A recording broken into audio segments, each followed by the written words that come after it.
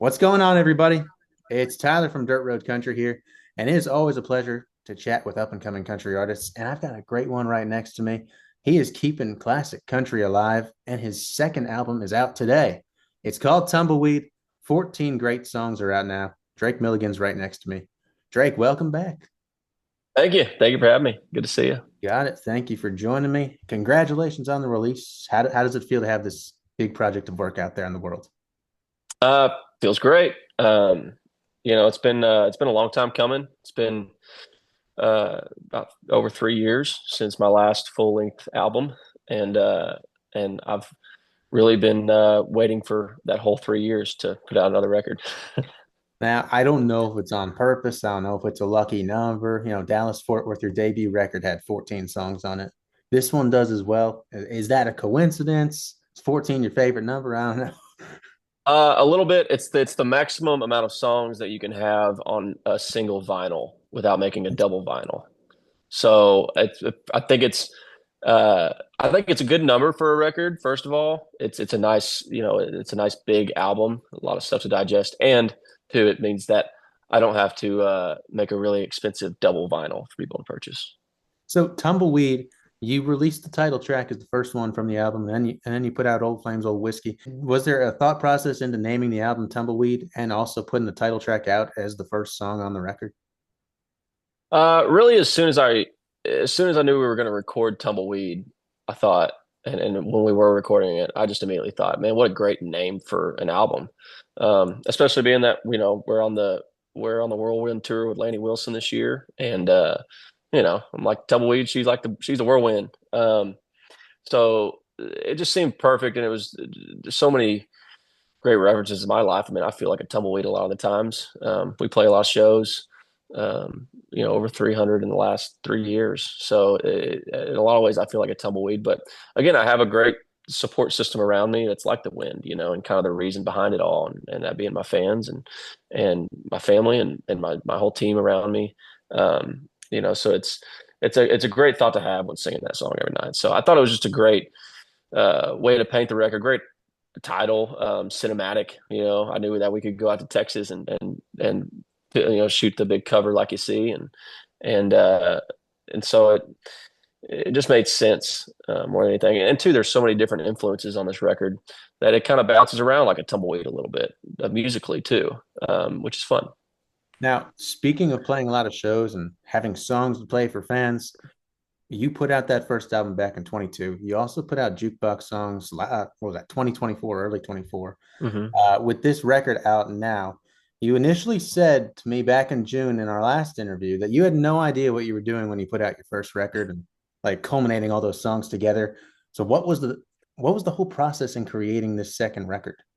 Yeah, I mean, in a way, it was when I say I don't know what I was doing. I mean, I'm really proud of my first record. Don't get me wrong, but it was just I had no context of anything. It was shooting darts at the wall, and everything was new to me, which was a fun place to be in. And I think part of the magic on that first record was me just there's no preconceived notions about what my music should sound like. So it should just sound like whatever comes out of me.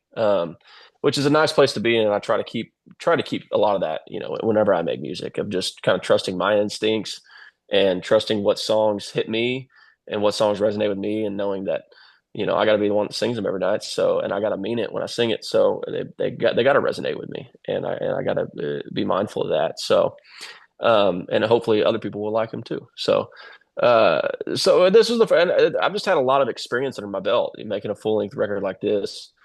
Um, I'm able to be more of a voice in the studio, as far as, I'm able to speak a lot more of the language of music and get my vision across. I'm a better singer than I was 4 years ago. And I feel like I turned a corner as a songwriter as well. It's not to say that it's a departure from the sound at all. I still love the same kind of music that I loved when I moved to Nashville, Mhm. and I'm very rooted in that traditional country music, and that's the stuff that I love, and that's most of my influences. So it was just fun for me to be able to know my audience too, and cut songs that I thought, man, I would really love to have songs that feel like this, to fill gaps in the show, have different parts, and being mindful of that live show. and having, a great band like I do that can pull off any of this stuff. It's kind of giving them the tools to show off every night. So it's just it's a good place to be in, feeling so confident in all my experience in making a record. And it's the first time I've really had that. I think what the beauty of the album is too, like from a fan standpoint, when you listen to a record and like true country music fans, they want to hear like all different kinds of sounds covered throughout an album, and your album does that. And you've got like Mhm. Western swing sounds in there. You have like the Marty Robbins cowboy sound with Hard Headed Cowboy. And speaking of those influences, who I guess who were some of those artists that influenced this album? I feel like it's probably similar to your first album, but who were some of those artists? I know I mentioned Marty Robbins on Hard Headed Cowboy. Girl Like You, I hear a lot of Adelida, George Strait, and Yeah. a lot of good stuff. There's a lot of that. And that's kind of how I approach, especially if I'm writing a song. It helps me as a songwriter to kind of be able to envision it, take it out of myself and just try to, bring that influence in and say, man, I would love to have some. And that you're right on. Girl Like You, it was one of the last songs, or one of the latest songs, I guess, I wrote for this record. I mean, we were already working on the record, and I thought, man, I want to have an Adelida beat. I've always loved that kind of thing. A lot of the Jim Lauderdale stuff Mhm. that George Strait would cut had that same kind of thing, that kind of Cajun beat, Yes. rolling kind of thing. And I thought, well, and so I spent a couple months, and every ride I go to, just go, and I want to try to do this, and they're hard to write, it surprised you got to have just a simple hook, and I had Phil O'Donnell over here at the house one day, and we were sitting right here at this table, and we just kind of started coming up with a kind of fun chord progression, kind of battle out a beat kind of thing, and then Girl Like You just popped out. What's a girl like you not doing with a guy like me? And I love it because it's so simple, and we had so much fun with it, and it was fairly easy to write. It fell out, and those are the kind of things I find that really resonate, especially in country music. You're allowed to be very simple, and I think you get Yeah. rewarded for being simple. And I'm not you wasn't trying to say anything that hadn't been said before, but say it in a really fun way. Hey, I think that's a perfect way to put it. Sometimes the simplest songs are the most fun ones and the ones that make you want to get up and dance. Speaking of Yep, dancing, exactly. slow dancing to a fast song. I know you've been playing that one live for years. What's that one about for those that don't know? Because it's a really fun one and it's like an interesting way to put a song because it goes slow to fast, slow to fast. It's so funny. It's such a unique journey that song's been on. I wrote it. I sent a picture the day we recorded it. I had the lyric sheet with a date of creation on it, and it was about 7 years ago that me and Margaret and Tim Nichols wrote that song. And I've really been playing it on the road ever since. Some of my earliest gigs, we were playing that song. For some reason, it didn't make Dallas Fort Worth. For some reason, it didn't make the jukebox EP. And every time it would come around, everybody, I'm going, "Hey, what about Slow Dance and Bass Song?" Everybody's like, "You haven't recorded that yet?" I'm like, "No, we haven't. We haven't done. We do it every show, and it's so fun live. But it's been fun. It's fun because you find, little things. It has that, meter change in it, and really plays on the lyric of Slow Dance to a Fast Song, and it's so fun live. And we found so many cool, fun things to do with it live that I feel like it would have been different. It would have came out different if I would have recorded it years ago, just because we picked up a lot of tricks on it along the way, and picked up the way we do it live. So that I was able to bring some of that into the studio and make it, even more fun. And it's fun for fans that have been out to shows for years and seen that song and have been asking about that song for years. It's fun to finally have it out, and where people can enjoy it every day. Yeah, it's one of many fun songs on the record. Another one is one that closes out the record. It's called How Much Beer, and it's with fellow Texan, with Randall King. How'd that come to be, and who came to who with the idea? Well, I that's another song. I wrote that song a few years ago with Bryce Long and Luke Laird, and it's a number of years ago, and that's another song I've been playing on the road live, with my band, just trying it out, and decided that I was going to record it, and I thought, man, how fun would it be to get a buddy of mine in here? It sounds like this really kind of lends itself to to having a fun duet on it. And Randall was one of the first guys I thought of. I love Randall's music. Randall's been consistently putting out really, really good country music for a lot of years, Mhm. and just is so consistent with his career. And I love what he does. He's a cool guy. He's been so kind to me. Has had me out there open shows, and so I just texted it over to him and said, "Hey, man, you got any interest in being on this song with me?" And he immediately was like, "This is right up my alley. Let's do it." And so it's fun, and he did a great job, and we had so much fun building the song. So it gives us a good excuse maybe to go play some shows maybe next year or something. So and then we got to try to do that live together. So speaking of Texas, there's a couple other songs on the record that I want to bring up. I feel like I've brought up every song at this point. So for those watching, if it doesn't give you the inkling to just go listen to the album, you really should. But I will bring up these two songs. One is called Talk Texas. It's a Western swing song. And also Goodbye Ain't All That Bad.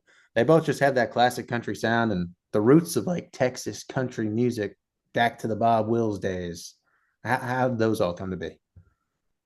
Uh, Talk Texas was a song I wrote with Jim Beavers. He brought in the idea, and of course, I feel proud that I'm one of the guys that's kind of holding the torch for Western swing music.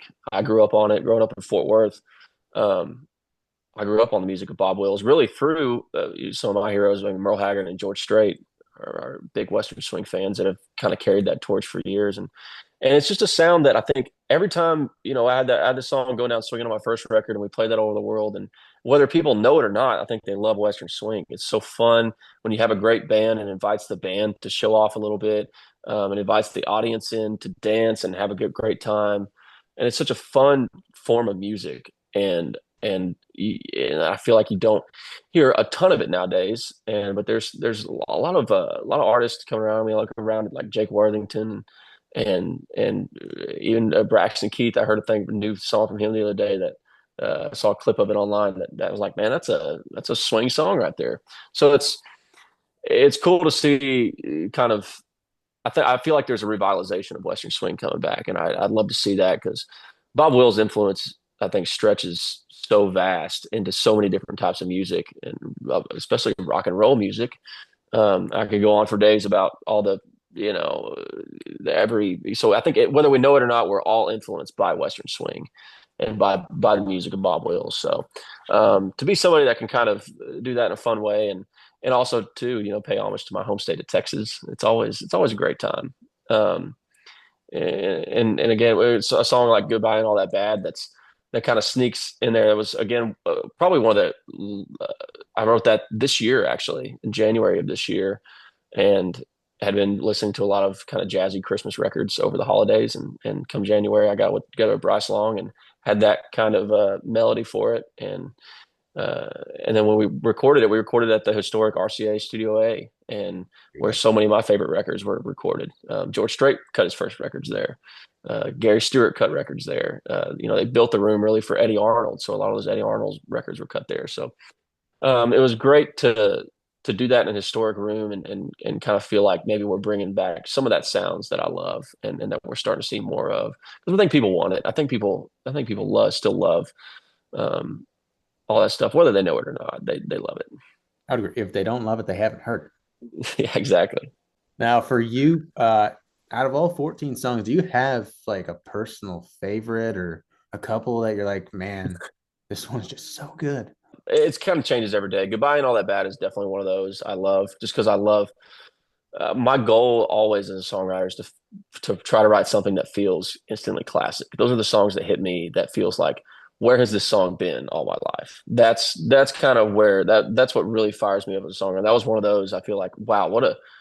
It's one of those. I feel like I kept on singing the melody. I'm going, am I going to get sued for this? Is this already a song? Because that kind of stuff fires me up as a songwriter. Um, and there's another song too, "Good Is Gone," that I love. That kind of hung around. I wrote it years ago with Brendan Hood and Monty Criswell, and it was one of those that just hung out in my phone notes for years. We never demoed it. I had like a work tape of us playing on a guitar, and I just thought, man, this song, it reminds me of kind of the 2000s George Strait era. Monty Criswell is such a great songwriter and painted it in such a way that lyrically, I just love that song. Um, And so just hung around. That was one of those I kind of fought for. I mean, I was like, man, I really have a vision on this song. I think it could. I really want to cut this, and I feel like it's an important message and kind of a nice liberating song. It's like a happy breakup song. So it's that's those two are some of my favorites. The ones I kind of go back to and listen to on the record, but it changes every day. I don't know. Understandable. It's kind of I don't know how to describe it. I think it's a great record for you to pitch it to fans if they haven't listened to any of the lead up songs that you put out yet, and now that the whole record's out now, how would you pitch it to fans to listen to it in one sentence? Uh, I mean, open eyes, open heart, and open ears. I would recommend trying to take it top to bottom. Um, Anytime I make any kind of collection of music, I want it to be a little something for everybody. Um, and you can hopefully find a song within this that resonates with you in some capacity. Whether it's how much beer and you're going out on a Friday night and you're going to see how much beer you can drink, or if you're listening to Lonely 30 and you're sad, maybe a sad song like that can make it help you feel a little better. So it covers a wide range. Listen to it top to bottom, and there's just great musicianship on this record. I'm very proud of it, especially working with Trent Willman. We're both kind of like, man, this is. I told him I was like, man, this is a record I always wanted to make. It shows a level of I feel like um, how far I've come in country music and how and kind of my commitment to it and as a genre and it just it there's just really it's a fun musical record to listen to. It's mixed very well. Drew Bowman did a great job on mixing it, and I don't know, I'm proud to have my name on it. I love to hear that. Now that I see the Grand Ole Opry sign behind you for your debut, that's just Yeah, that's just one of many great places that you can play music these days. And you can step into that hallowed circle. You could step into the Ryman. You could go over to Royal Albert Hall in London. There's lots of places to play. You're on tour right now, and you're also going to Europe. How excited are you to get back over there? Because like I don't know if people in the States realize also you are huge in Europe as well. it's been crazy, man. It's something I never dreamed that would happen. But yeah, we're going back next year for C to C, and get to play with frickin' Brooks and Dunn that night. Come on, and a few nights with Brooks and Dunn. So um, it's just exciting. There's such a great the fan base overseas has been so kind to me. Um, Again, they love more traditional country music. It seems like, and they also love like early rock and roll, like I do, like Elvis and Roy Orbison, and it feels so exciting. Everybody there that's a country fan is very proud to be a country fan, and they love discovering new artists. And I'm always telling all my friends here that are up and coming artists, I say try to get out there if you can, because once you make the time to go out there, they really appreciate it and they're very grateful for it. And then you'll have kind of fans for life. It seems like they really get behind an artist and support them. So um, it's cool. It makes me feel good more than anything for country music as a genre that it still is so huge and really worldwide. Um, and people can resonate with country music across the world, and it speaks a lot for the genre, I think. I think so for sure. And with this album out today and more shows on the horizon from the US to all over the world, what are you most excited for heading into 2026? A lot. We're going to kick off the Tumbleweed World Tour this week in Nashville, the Brooklyn Bowl. So come on by. It's going to be great. We're planning on having a great, fun show and playing a lot of these new songs and just celebrate that. So come on by if you're around Nashville I'm looking forward to it. It's fun for me to have all these new songs out here because I get to rebuild my show now and include, I don't want to throw away a lot of the, great stuff that we have previously. But it's nice for me to kind of switch it up and restructure the show a little bit and have new moments with some of these new songs. Because it's a refresher for me. I gotta remind myself every night that it's a new show that people haven't seen. And even though I've played it hundreds of times and these songs hundreds of times at this point, and try to find ways to make it feel new, not only to us, but to the audience as well. And so it's just fun to have new material to go out there and mess with. And and see how people react to it. And see what works. And I'm just excited to see, what people respond to, and see if people truly do like this stuff. We'll see. Well, I can attest to the fact that you and the band put on a great show. So, folks out there watching this, you should go see Drake and the band live because it is a great time. Drake, I appreciate you joining me to chat about the new record. Congratulations on the release. Thank you, brother. Nice to talk to you. You as well. Everybody out there, go follow Drake on all of his socials. Tumbleweed is out now. Go stream all 14 songs. I guarantee you won't regret it. See you guys next time.